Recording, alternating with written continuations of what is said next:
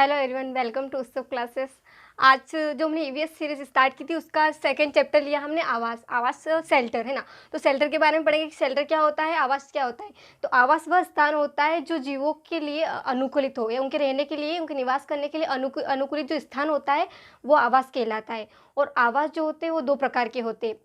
एक तो स्थायी आवास होता है और एक होता है अस्थायी आवास। जहाँ मनुष्य स्थायी रूप से निवास करता है, जीव जंतु स्थायी रूप से निवास करते हैं, उसे स्थायी आवास कहते हैं। और जहाँ अस्थायी रूप से निवास किया जाता है, कुछ समय के लिए रुका जाता है, ठहरा जाता है, उन्हें बोलते हैं अस्थायी आवास। तो आवास के टाइप्स देखते हैं कि कितने टाइप्स हैं इनके। तो देखो, पहला होता है इग्लू। इग्लू इस प्रकार के घर बनाए जाते हैं बर्फीले क्षेत्रों में। बर्फीले क्षेत्रों में बर्फ की अधिकता के कारण वहाँ पे टेम्परेचर ज़्यादा होता है, तो वहाँ पे इग्लू का निर्माण किया जाता है। जो गुंबद आकार के होते हैं, ऐसे गुंबद आकार के बने हुए होते हैं, उन्हें इग्लू कहते हैं। और इसमें इनुइट नामक पदार्थ मिलाया जाता है। बर्फ और इनुइट से ये मकान बनाए जाते हैं, इग्लू, इसे इग्लू कहते हैं।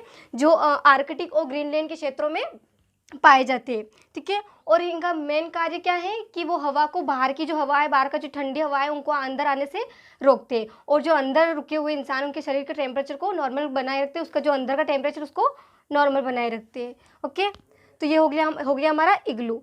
अब देखो, बांस और लकड़ी के घर, ये अधिकतर वर्षा जहाँ होती है, बारिश ज़्यादा होती है, वहाँ पाए जाते हैं। और बारिश कहाँ होती है? असम में बारिश बहुत होती है, तो वहाँ पे क्या बनाया जाता है?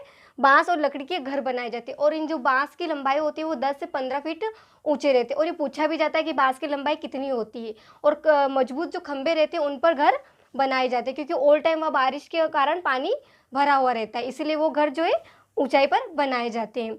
और ये भी पूछा जाता है कि जो पहला बम्बू पार्क है वो कहाँ बनाया गया था? वो असम राज्य में बनाया गया था बम्बू पार्क, पहला, भारत का पहला बम्बू पार्क।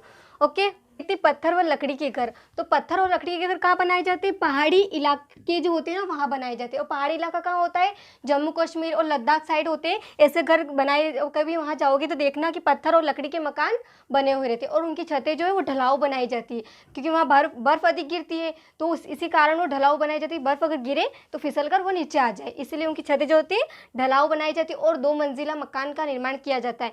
निचली मंजिल में तो जानवर और उनकी भेड़ बकरियों को रखा जाता है, और ऊपर की मंजिल में परिवार निवास करते हैं, ठीक है। और लद्दाख एंड जम्मू कश्मीर में वो पाए जाते हैं, ठीक है।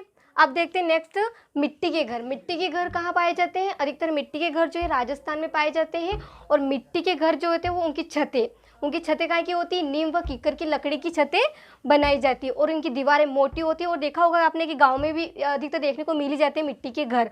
और सबसे इंपॉर्टेंट बात कि फर्श जो होता है वो गोबर से लिपा जाता है। और ये क्वेश्चन पूछा जाता है कि गोबर से क्यों लिपा जाता है? क्योंकि घरों को कीटों से बचाने के लिए हम गोबर से घर को लिपते हैं, ठीक है, ये पूछा जाता है। और ये अधिकतर राजस्थान साइड पाए जाते हैं, किसके? मिट्टी के घर। ओके, अब हाउस बोट की बात करते हैं। हाउस बोट जो होते हैं वो लकड़ी के बने होते हैं और पानी में तैरते हैं। आपने देखा होगा कि जम्मू कश्मीर में डल लेक में बहुत सारे दिख जाएंगे हाउस बोट। उसमें हाउस बोट टूरिस्ट के लिए उपयोग किया जाता है, और इनको लकड़ी से बनाया जाता है। और इतनी शानदार नक्काशी होती है, लकड़ी पर नक्काशी बनाई जाती है। और उसी जो छत पर जो नक्काशी बनाते हैं उसको खत्म बंद कहते हैं। क्या कहते हैं? खत्म बंद। इम्पोर्टेंट है कि जो छत पर नक्काशी बनाई जाती है उसको क्या कहते हैं? खत्म बंद कहते हैं। और ये जो केरल साइड भी पाए जाते हैं और जम्मू कश्मीर में भी पाए जाते हैं। जम्मू कश्मीर की डल लेक में पाए जाते हैं। क्या पाए जाते हैं? House boat. ओके, अब देखो डोंगे क्या होते हैं? डोंगे भी सेम ही होते हैं, लेकिन वो नक्काशी रहित होते हैं, उनपे कोई सुंदर नक्काशी नहीं होती है। और उसमें एक इतना डिफरेंट है कि वहाँ के जो स्थानीय लोग हैं, वहाँ जो रहने वाले लोग हैं वही निवास करते हैं। इसमें बहुत सारे कमरे भी होते हैं, और ये भी पानी में तैरते हैं, नाव पर ही बनाए जाते हैं। क्या? डोंगे, ठीक है। और ये भी जम्मू कश्मीर में ही पाए जाते हैं। और स्थानीय लोग जो है वही उसमें निवास करते हैं। अब देखो, टेंट से बने घर जो है वो अस्थायी घर होते हैं, क्योंकि जो घुमक्कड़ लोग होते हैं, घुमक्कड़ जातियाँ होती है, वो यहाँ ठहरी कुछ दिनों के लिए तो यहाँ टेंट बना लिए, वहाँ ठहरी तो वहाँ बना लिए, ऐसे बनाते जाते हैं। क्या? टेंट से बने घर। और ये अस्थायी निवास होते हैं। और ये लद्दाख की चांगपा जनजाति बनाती है। कौन सी? लद्दाख की चांगपा जनजाति जो है वो बनाती है, क्योंकि ये ऊंचाई पर भेड़ बकरियों को ले जाते हैं चराने के लिए, और वहीं कुछ समय के लिए ठहरते हैं। तो ये क्या निर्माण करते हैं? टेंट से बने घर का निर्माण करते हैं, और कुछ दिनों के लिए वहीं निवास करते हैं, ठीक है। और जो याक की पट्टियों से बने टेंट रहते हैं ना, उनको क्या कहते हैं? रेबो कहते हैं। उनको रेबो कहते हैं। ओके, अब देखो हवेली की बात करते हैं। हवेली महल, आप सब इनसे परिचित होंगे कि हवेली महल क्या होता है, आपने शब्द सुने ही हुए होंगे। ये जो है राजाओं और महाराजों के द्वारा बनाए जाते थे पुराने ज़माने में। आजकल तो नहीं निर्माण होते, लेकिन पहले बनाए जाते थे, कौन क्या, हवेली और महल। इसमें बहुत सारे कमरे भी होते हैं और बहुत सारी बड़ी बड़ी हवेलियाँ होती थी और उनकी छतों और दरवाज़ों पर सुंदर नक्काशी की जाती थी, ठीक है। और लकड़ी और पत्थर का उपयोग उनमें ज़्यादा किया जाते थे। ओके, तो आज आवास के बारे में सारे उसके टाइप्स हो गए, सारी चीज़ें हमने समझ ली हैं। आपको सेशन अच्छा लगा हो तो लाइक कीजिए। Thank you for watching.